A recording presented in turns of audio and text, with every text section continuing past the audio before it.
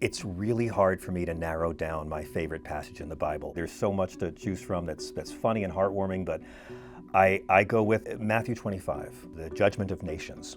Some call it the parable of the sheep and goats, and you probably know it. It's one of Jesus's most famous speeches. That's where Jesus talks about on the night of the Last Supper, before he gets arrested, and he says what's going to happen when the big apocalypse comes, and the Son of Man is the king, and he gathers all the individuals and nations and divides them in two, the sheep and goats.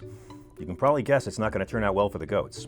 But this is that passage where Jesus says to the individuals and nations, when I was poor, when I had no clothes, when I was hungry, did you take me in? When I was in prison, did you visit me? When I was a stranger, did you welcome me? And they say, well, when did you do that? And Jesus says, when you didn't do it for the least of my people, you didn't do it for me. It's one of the first stories they teach us.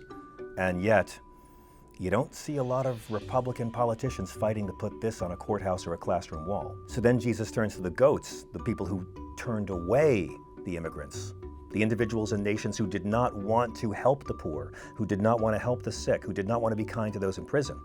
And Jesus says, out of here, you, go to hell. You chose this. You did not welcome me. And they said, when did we not welcome you? When you didn't do it for the least of us, you didn't do it for me. This is Jesus literally giving his instructions on what it takes to be a Christian nation and to earn the label.